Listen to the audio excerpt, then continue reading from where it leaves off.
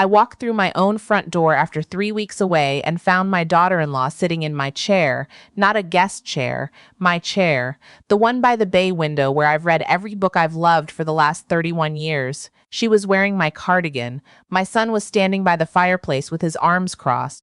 My younger sister was on the couch, holding a glass of wine that came from my kitchen, and my granddaughter, the one I raised for 4 years while her mother was finding herself in Sedona, was staring at the carpet like she wanted to disappear into it. "Grandma," she said softly, just that one word, like a warning. My son stepped forward before I could even set down my bag. "Mom, we need to talk. We've all been talking, actually, while you were at Aunt Ruthie's. There are some changes happening." The next morning, I had 47 missed calls and an email from my own accountant telling me my accounts had been flagged for review. Hello, everyone. Thank you for being here with me today. Before I get into this, I want to know, where are you watching from? Please drop your city in the comments. It always means the world to me to know you're out there now. Let me tell you what happened. I had been in Knoxville for 3 weeks caring for my sister Ruth, who had hip surgery in late October. I'm 63 years old. I drove 11 hours alone, slept on a pull-out sofa, cooked 3 meals a day, and drove her to physical therapy 4 times a week. Nobody asked me to. That's just what you do for family. Or so I believed. My name isn't important right now, but what I built is. After my husband passed 11 years ago, I took the small regional insurance firm he left behind, barely 30 clients, 1 part-time employee, and a filing system that was literally a shoebox, and I turned it into something real. Hartwell Family Insurance now serves over 400 clients across 3 counties. I know every one of them by name. I built that from grief and stubbornness and a lot of very late nights. My son joined the company 6 years ago. His name is Preston. He's 41, handsome in the way his father was, and he has always known exactly how to make you feel like you're the most important person in the room. I brought him in as operations manager. I thought I was building something to hand down, a legacy. His wife, Dara, came with the package. She's 38. She has a real estate license she hasn't used in 4 years and opinions about everything. I tried. I genuinely tried with her. I invited her to holiday dinners, helped pay for their renovation, took their daughter, Lily, my granddaughter, every single weekend so they could have time alone. I thought we were family. I didn't know what was happening behind that front door while I was changing Ruth's bandages in Knoxville. When I walked in that night, I could feel it before anyone said a word. The air was wrong. The house was wrong. Dara had rearranged my living room furniture. She'd moved the console table I inherited from my mother. The reading lamp I've had since 1987 was gone, replaced by something chrome and cold from a box store. "What happened in here?" I asked. "We updated it a little," Dara said. She didn't look up from her phone. My sister, not Ruth, but my younger sister, Yvonne, who lives 20 minutes away, cleared her throat from the couch. "Sit down, Corinne," she said. "She only calls me Corinne when she's trying to assert something." Preston stepped closer. He had his business face on. "I know that face. I taught him that face. Mom, we've been doing a lot of thinking about the company, about the future, and honestly, about you. About me. Dara has her broker's license," he continued. "She's been studying the insurance side for the past 8 months. She and I agree that Hartwell is ready for new leadership, fresh eyes. You've been running on empty for years. You deserve to rest. Rest, like I was a horse they wanted to paddock to pasture." "We had the lawyer draw up a transition agreement," Yvonne said, folding her hands the way our mother used to when she'd already decided something and wasn't interested in discussion. "It's very generous. You'd keep 30% of the profits for 5 years. Preston takes over as CEO. Dara becomes COO. You'd consult if you want, or not. Travel. Relax." I looked at my granddaughter. Lily is 19. She was staring at the floor and she had tears on her cheeks she was pretending weren't there. "Lily," I said gently, "is this what you think should happen?" "Grandma, please don't," she whispered. "She's not part of this conversation," Dara said sharply. "This is between family." I am her family, I thought. I am the one who stayed up with her when she had night terrors at age 6. I am the one who drove her to every violin recital, every orthodontist appointment, every heartbreak at 2 in the morning when some boy didn't text back. I looked at the 3 of them, my son, my younger sister, my daughter-in-law, and something inside me went very, very quiet. "All right," I said. I picked up my bag. I walked back out the front door. Nobody stopped me. I drove for 40 minutes before I pulled into the parking lot of a Cracker Barrel because my hands were shaking and I needed to be somewhere bright and ordinary. I ordered coffee and a piece of pecan pie I didn't touch, and I sat in that booth and I tried to understand what had just happened. I pulled out my phone. I tried to access the company's shared accounting portal. Access denied. I tried the business checking account. My login credentials were no longer recognized. I called my accountant, Webb, straight to voicemail. It was 9:30 on a Tuesday night. What I found out later, much later, was that Preston had called Webb 2 weeks before, while I was still in Knoxville, and had told him I was experiencing cognitive difficulties and that, for the protection of the business, he needed to be moved to primary account access. Webb, God help him, was new. He'd only been with us 14 months. He didn't know me the way the old accountant did. He sent the form. Preston signed it. 14 months. That's all it took to unravel 31 years. I didn't sleep that night. I sat in that Cracker Barrel booth until they gently told me at 11 that the kitchen was closing, and then I drove to a Hampton Inn 6 miles away and paid cash from the emergency envelope I keep in the inner pocket of my travel bag. Old habit, my husband taught me that. Always have something they don't know about. The room cost $84. I had $220 in the envelope. I lay on the bed in my coat and I stared at the textured ceiling and I thought about what Webb had said. Cognitive difficulties. That's when the ice settled my stomach.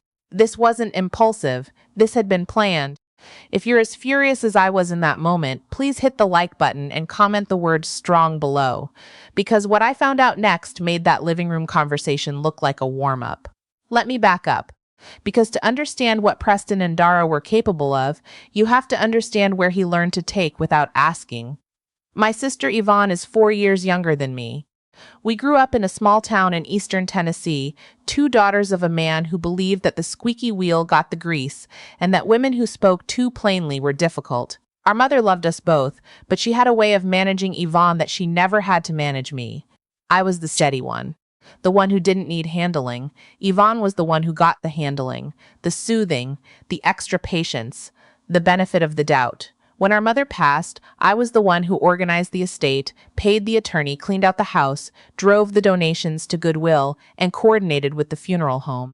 Yvonne flew in for the service and left 2 days later. She sent a card that said she was sorry she couldn't stay longer, that it was just so hard for her emotionally. I didn't say anything. I never said anything. When Yvonne's first marriage fell apart, she stayed with me for 2 months. I fed her and listened and gave her the guest room and told her she was going to be fine. When my marriage hit its worst year, the year my husband got his diagnosis, Yvonne sent a fruit basket. I'm not telling you this for pity. I'm telling you because the pattern was always there. I just refused to read it. Preston watched me give and give and give his whole life, and somewhere along the way, he stopped seeing it as love and started seeing it as a resource. I lay in that Hampton Inn room, and I thought about the last 6 years, the things I'd noticed and set aside. Preston coming in late, leaving early, never quite finishing the client files he was supposed to manage. Dara appearing at the office twice a week, even though she had no official role, asking questions about client portfolios that were frankly none of her business. The way Preston had started CCing himself on emails I sent, the way Dara had started calling my long-term clients our clients in conversation. I had noticed I had said nothing. I was his mother. I was also apparently a fool. At 5:30 in the morning, I stopped trying to sleep. I showered, dressed, and drove to the office. I still had my key. They hadn't changed the locks yet. That was their first mistake. I let myself in, turned on the desk lamp in my office, and sat down in front of my computer. They had revoked my administrative access to the cloud systems, but they had forgotten, or didn't know, about the backup server. Hartwell Insurance runs a local redundancy system because we service rural clients who sometimes need documentation when the internet goes out. My IT consultant, a quiet man named Webb, who is not the same Webb as my accountant, honestly, it still irritates me there are two Webbs in this story, set it up 4 years ago at my request. The backup runs on a separate login system. My login, my password, which is the name of my first dog, combined with the street address of the house where I grew up and the year my husband proposed. Preston never knew the dog's name. We got her before he was born. I typed in the credentials. The system opened like a door I'd built myself because I didn't touch a single file. I was careful. I only copied. I downloaded 4 years of correspondence, billing records, client notes, and internal memos onto an external drive I kept in my desk drawer behind a box of paper clips. Then I started reading. What I found in the first hour was upsetting. What I found in the second hour was criminal. Dara had been signing documents for the past 8 months, not as a consultant, not as an authorized agent, as acting COO, a title she had given herself in a memo Preston had approved and filed without showing me. She had renegotiated the commission structure with two of our largest commercial clients, both of whom had been with us for over a decade. The new structure paid lower premiums to the house and included a referral fee routed to an entity called Magnolia Bridge Consulting. I searched Magnolia Bridge Consulting. It was an LLC registered in Delaware 7 months ago. The registered agent was a law firm I didn't recognize, but the contact email listed on the business registration documents, the public-facing one, was an address I recognized immediately. It was the email Dara used for her real estate work.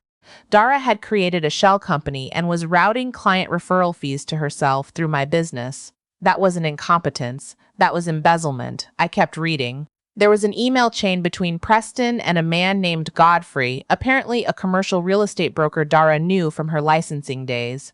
The chain went back 18 months. Preston, Mom's getting slower. She doesn't catch things the way she used to. Godfrey, how long do you think the transition will take? Preston, once we move the major accounts to the new structure, she's irrelevant. 6 months, maybe less. She trusts me completely.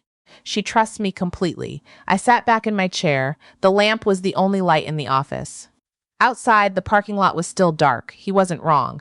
I had trusted him completely. That was the crime I committed against myself, and I had been committing it for years. I kept reading. I found communications between Preston and Yvonne that went back over a year. My sister, my own sister, had been actively involved in the planning. She had provided information about my health, specifically 2 incidents where I'd been fatigued and had said so in front of her, which Preston had then relayed to Webb, the accountant, as evidence of my cognitive difficulties. She had agreed to testify to my instability if Preston needed to contest the ownership structure in court. She had also, I found in one email, asked Preston what she would receive in exchange. His response, Yvonne, when Mom is out, you'll be named Company Historian Consultant, annual retainer of $18,000. Plus, Dara said she'd give you first look at any estate sales she handles. An $18,000 retainer and first look at estate sales. That was what my sister's loyalty cost. I made myself a cup of coffee in the break room. I stood at the window and watched the sky start to go gray over the parking lot. My hands had stopped shaking. That's the thing nobody tells you about real deep betrayal. At a certain point, the shaking stops. The grief burns off. What's left underneath is something much colder and much more useful. I thought about what I had. I had the emails. I had the shell company documents. I had the commission rerouting records. And I had something else, something I found in the last 20 minutes of my search, a draft letter, never sent, from Preston to the State Insurance Regulatory Board. It alleged that I had been processing claims while under the influence of prescription medication and had made multiple errors that harmed clients. The errors were invented. I could prove that. Every claim I had processed in the last 5 years was documented correctly, but the letter existed, which meant Preston had been preparing to weaponize the regulatory board if I didn't go quietly. He was going to try to take my license. I copied everything onto the external drive. I locked the office. I got back in my car. I called my attorney at 8 o'clock. Her name is not relevant to you, but she has been my attorney for 19 years, and she once told me that the most dangerous thing you can be in a legal dispute is patient. She answered on the second ring because that's who she is. I need an emergency appointment, I said, and I need you to know that what I'm about to tell you is going to make you angry. I'm already pouring coffee, she said. Come in. 30 days. That's how long I stayed quiet. 30 days of Preston calling and texting with updates about the transition, treating me like a retiree being eased out. 30 days of Dara sending me chipper emails about the rebrand she was planning. She wanted to change the company colors from navy and gold to something she described as approachable sage. 30 days of Yvonne calling twice a week to ask how I was settling into my new chapter and whether I'd thought about that senior community over in Maryville that she'd heard was lovely. I responded to all of it with patience and warmth because that is what they expected of me, and I needed them to keep expecting it. What I was actually doing, meeting with my attorney 3 times a week, working with a forensic accountant she recommended who had the kind of eyes that could find a missing comma in a 17-year-old ledger, and building a case that was going to be airtight before I ever used it. My granddaughter Lily came to see me on a Thursday afternoon at the small apartment I had rented in town. She knocked like she wasn't sure she'd be welcome. I opened the door, and she stood on the threshold looking so much like her father did at 19 that my chest ached. "I'm sorry, Grandma," she said. "I didn't know it was going to go like that. I thought they were just going to talk to you. They told me it was going to be a conversation." "Sit down, sweetheart," I said. "Let me make you tea." She sat at my little kitchen table and cried into a paper towel because I hadn't unpacked my napkins yet, and she told me everything. She had overheard her parents' conversations for months. She had heard her father on the phone with Godfrey. She had heard Dara describe me to a friend as the obstacle. She had told them once, only once, that what they were doing wasn't right, and her father had told her that I had spent years making emotional decisions instead of business decisions, and that this was what happened when you let sentiment run a company. "He said you'd understand eventually," Lily whispered. "He said you'd be relieved." "I'm not relieved," I said, "but I'm going to be fine. And so are you." She looked at me with red eyes. "What are you going to do?" "I'm going to let your father believe he won," I said. "For a little while longer." She nodded slowly. Then she said, "Is there anything I can do?" There was. What Lily did was simple and entirely legal. She told me about the board meeting. Preston had scheduled an emergency meeting with Hartwell's 3 outside board advisors. We have a small advisory board, 3 longtime business contacts who have no official governance authority, but whose opinions matter in our industry. He was planning to present them with a transition proposal and, in the packet, include a 1-page summary of my supposed capacity concerns that Yvonne had helped him draft. He wanted their informal endorsement before filing the formal ownership transfer documents. The meeting was in 12 days. My attorney and I had been waiting for a specific event that would give us the right moment. This was it. I want to be honest with you about those 12 days because I'm not going to pretend I was some iron-willed general the whole time. I had nights where I sat in my apartment and cried until I ran out of the energy for it. I missed my house. I missed my chair. I missed the way the morning light comes through the kitchen window at 7 o'clock and lands on the counter right where I make my coffee. I had given 31 years to that house, to that business, to that family, and they had treated it all like inventory to be divided. But I also thought about my husband. He used to say that the people who truly build things are never the ones who need credit for it, because the building itself is the proof. He built that company on handshakes and kept it on integrity. I was the one who'd grown it into something real. The work itself was the record. They could put their names on the letterhead. They couldn't change what I'd actually done. On the morning of the board meeting, I arrived 45 minutes early. I still had a key to the building, and my name was still on the lease, a detail Preston had somehow failed to address. My attorney stood beside me. The forensic accountant carried a leather portfolio. We set up in the conference room. When Preston walked in at 8:55 with his packet under his arm and his wife 2 steps behind him, he stopped in the doorway and looked at me the way people look at something they were certain they had already handled. "Mom," he said it very carefully. "What are you doing here?" "I'm a 63-year-old woman with full cognitive function and my name on this company," I said. "I thought I'd come to the meeting." Dara put her hand on his arm. The 3 board advisors arrived over the next 5 minutes. They were confused.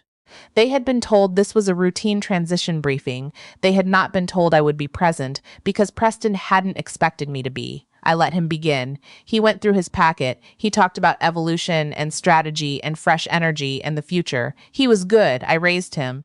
I know how good he is when he's performing. Then I opened my own folder. I didn't raise my voice. I'm 63 years old. I have been in rooms with difficult men my entire career. I know that you don't have to be loud to be heard. You just have to be right. I walked the board advisors through the Magnolia Bridge consulting documents. I showed them the commission rerouting. I showed them the email chain with Godfrey. I showed them the draft complaint letter Preston had prepared for the regulatory board, the one with the fabricated errors, and then I read them the email about my sister. "Mom's getting slower. She trusts me completely." The room was very quiet. One of the advisors, a man who has known me for 16 years, who sat with me the night my husband died and helped me figure out how to keep the business running, took off his glasses and rubbed his face with both hands. "Preston," he said, "what in the hell?" Preston tried. I'll give him that. He tried to reframe it to suggest the emails were out of context, that the forensic accountant was hired by a woman with a grudge, that this was exactly the kind of emotional reaction he'd been concerned about. Dara said nothing. She was looking at the Magnolia Bridge documents with an expression I recognized. She was calculating whether she could distance herself from them. She couldn't. Her name was on the registration. My attorney stepped in at that point and outlined what would happen next: the state insurance commission, the civil fraud action, the referral to the district attorney's office for the embezzlement, because that's what routing business funds through a personal shell company is, regardless of how you style the documentation. Preston looked at me across the conference table. He looked the way he did when he was 11 years old, and I caught him lying about where he'd been. That same face, that same desperate recalculation.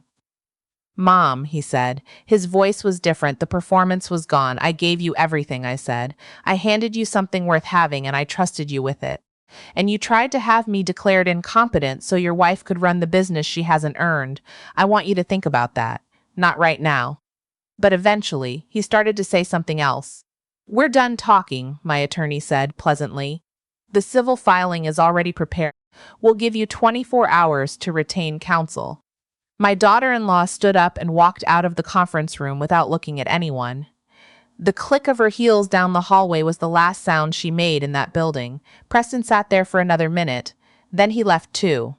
One of the board advisors poured himself a glass of water and offered me one. I took it. "You knew," he said, not a question. "For 30 days, I said. He shook his head slowly. "I'm sorry, Corinne." "Thank you," I said. "I'm not." The civil case settled 8 months later. Magnolia Bridge Consulting was dissolved. Dara paid back every cent routed through it. The regulatory board inquiry found nothing wrong with my claim processing because there was nothing wrong with it. Preston lost his operations manager title and his salary. He did not go to prison, partly because my attorney negotiated hard, and partly because, regardless of everything, I did not want my son in a cell. I wanted him to have to live with what he'd done and rebuild something honest if he was capable of it. Yvonne called me 6 weeks after the board meeting. She cried. She apologized. She said she'd been manipulated by Preston, that she hadn't understood the full scope of what they were planning. I listened to all of it. Then I said, "Yvonne, you gave him information about my health to help him have me declared mentally unfit. You agreed to testify against me in exchange for an $18,000 retainer. Those are facts. I have the emails." She went quiet. "I'm not going to involve you in the legal case," I said, "but I need you to understand that we are not the same as we were. You made a choice. You have to live in that choice now." She said she understood. I don't know if she did, but I meant it. Lily still has dinner with me every Sunday. She transferred to the community college in the fall and is studying business administration, which I did not suggest. She decided that on her own. She comes to the office sometimes and asks questions, real questions, about how things work. She has her great-grandfather's eyes, and I'm beginning to think his instincts. I went back to my house the week after the settlement. I put the reading lamp back by the bay window. I found my mother's console table in the garage, which is where Dara had moved it, and I brought it back inside and set it where it belongs. I sat in my chair that first evening with a cup of tea and I watched the street go dark. I'm not going to tell you I feel nothing. I raised that boy.